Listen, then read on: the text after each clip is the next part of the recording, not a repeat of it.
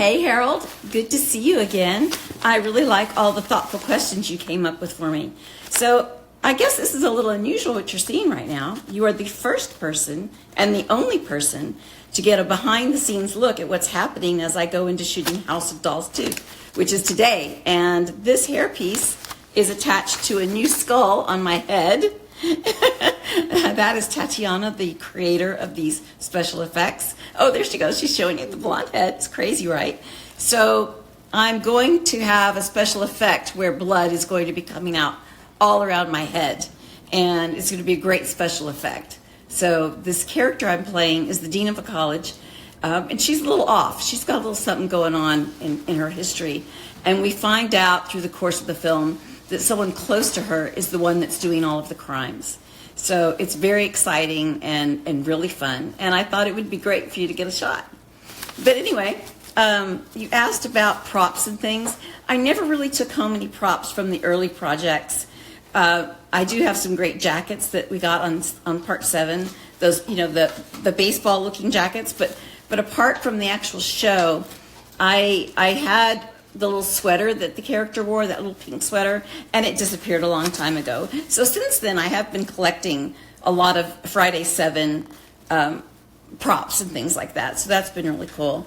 And the later shows I've done, I have kept more and more things. Like, oops, sorry about that. Like, have you seen Roseblood yet? Did we talk about that? I don't remember. But Roseblood was the sequel that I shot as a fan film for Friday 7. So I'll tell you a little bit about it. I don't know if you've seen it, but you can go watch it free on YouTube. The director's name is Peter Anthony, and you go to the Peter Anthony production channel or just search Roseblood down. It'll probably come up.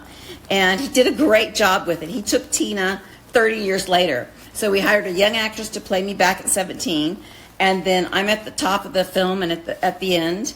And I asked Cherry Kaiser to be in it and Kevin Spiritus, so both of them are in the sequel of Roseblood, and it has a new young girl that's got powers, but she does them more for evil. She's not sweet and thoughtful like Tina is. So I think you'll really like it if you haven't seen it. Everybody's been pretty happy with it. But so I was asked to do part 8. Yeah, you asked if I had been asked to do any more Fridays after the lawsuit. No, I haven't heard from anybody about anything after the lawsuit finished. Thank goodness it finished, right?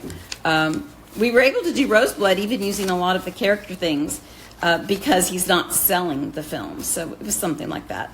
But I was asked to do part 8, but they asked me right after part 7 came out, and they wouldn't give me a script.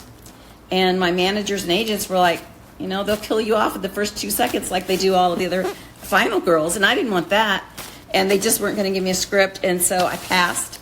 And instead, I went and shot a film called Princess Academy in Yugoslavia. So that was an incredible experience for me to be able to do that.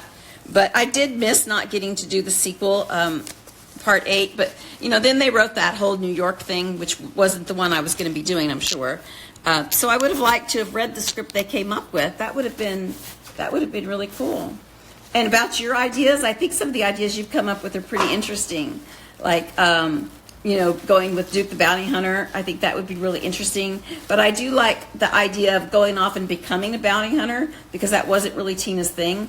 And then she goes out after the other serial killers. I think you've got a really good idea there. I like it. Get that done, and I will jump on your project. How about that? So, well, anyway, I want to say thank you, Harold, so much for touching base and getting your cameo and asking such thoughtful questions. I always appreciate that so much. And I hope you do get your film made. Yes, I hope you do. And take a look at Roseblood. Take a look at Fanboy that we did. Dee Wallace Stone. Well, Dee Wallace is in that one. And actually, Dee Wallace was in House of Dolls 1. And I'm doing House of Dolls 2. Isn't that great? And I have students in both of the series. So, because, you know, I have the acting school. So that's really cool.